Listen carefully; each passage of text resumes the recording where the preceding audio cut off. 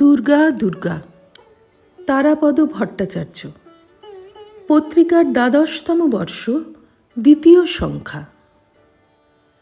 প্রশ্ন হতে পারে, সর্বগত পরমাত্মা নারী? তিনি তো অরূপম অকায়ম, রূপহীন দেহহীন। সমাধান হল, নৈব স্ত্রী না পুমানেশ না চৈবায়ম নপুংসকঃ ইয়দ্যৎ শরীরমাদত্তে তেনা তেনা স রক্ষ্যতে। শ্বেতাশ্বতর উপনিষদ বলছেন, ইনি নারীও নন, নরও নন, নপুংসকও নন। ইনি যে যে শরীর গ্রহণ করেন সেই সেই শরীর দিয়েই সংরক্ষিত হন। তাই শ্রুতি তাঁর স্তব করেছেন, ত্বং স্ত্রী ত্বং পুমানসি ত্বং কুমার উত বা কুমারী। তুমি স্ত্রী, তুমি পুরুষ, তুমি কুমার বা কুমারী। বিশ্বের ধর্মীয় ইতিহাসে আত্মার স্বরূপ সম্পর্কে এমন সুস্পষ্ট নির্দেশের কথা জানা নেই।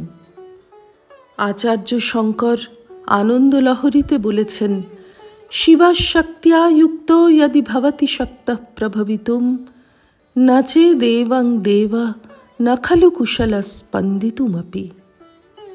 শিব যদি শক্তির সঙ্গে যুক্ত হন তবেই সক্ষম হন, নইলে এমন দেবতা নড়তেও পারেন না। এই উক্তি সর্বত্যাগী এক সন্ন্যাসীর। ভারতবর্ষের সংস্কৃতিতে নারী নরের চেয়ে বড়। যে মাটিতে জন্ম নিয়েছি, যাতে সারা জীবনের লীলা খেলা, সেই পৃথিবী নামটি স্ত্রীলিঙ্গবাচক। শুধু সেই নামটি নয়, যত কটি তার নাম আছে, ধরা, ধরিত্রী, ধরণী, বসুমতী, বসুন্ধরা এবং আরও অনেক, সবই নারীত্বের বোধক। অথর্ববেদ বলছেন, মাতা ভূমিহি পুত্রহং পৃথিব্যা। এই ভূমি আমার মাতা, আমি পৃথিবীর পুত্র। শরৎকাল বিশ্বজননীর পূজার সময় বটে। নদী পুকুর কানায় কানায় ভরা, চারিদিক শ্যামলে শ্যামল। ঢেউ খেলানো ধানের ক্ষেতে রৌদ্র ছায়ার খেলা।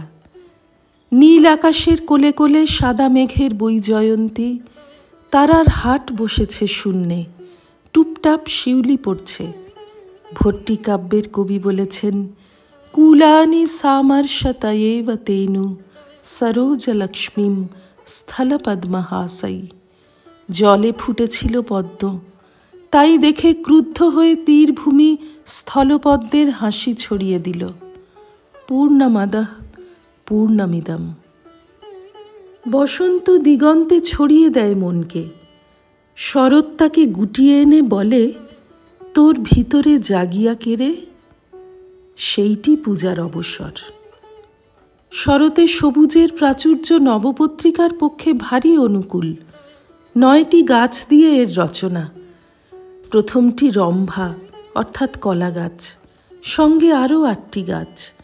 সাদা অপরাজিতা লতা জড়িয়ে শাড়ি পরিয়ে কলা গাছের মাঝের ডগাটির মাথায় সিঁদুর দিয়ে দেবীর ডান দিকে গণেশের পাশে একে রাখা হয় আলপনা দেওয়া পিঁড়ির উপরে। চলতি কথায় কলা বউ। দেবীর এক একটি রূপে প্রকাশের এক একটি নাম। ব্রহ্মাণী রূপটি রম্ভায় অধিষ্ঠিত, কচু গাছে কালিকা, হলুদ গাছে দুর্গা, জয়ন্তী গাছে কার্তিকী, বেল গাছে শিবা, ডালিম গাছে রক্তদন্তিকা, অশোক গাছে শোকরহিতা, মান গাছে চামুণ্ডা, ধান গাছে লক্ষ্মী। প্রত্যেকটি গাছের পৃথক পূজা হয় এবং অবশেষে একসঙ্গে নবপত্রিকার পূজা, নবপত্রিকা বাসিন্যাই দুর্গাयै নমঃ মন্ত্রে। এটি দুর্গা পূজার অসাধারণ অঙ্গ। আর কোনো দেবতার পূজায় এর প্রসঙ্গ নেই। শ্রী রামকৃষ্ণার্পণমস্তু।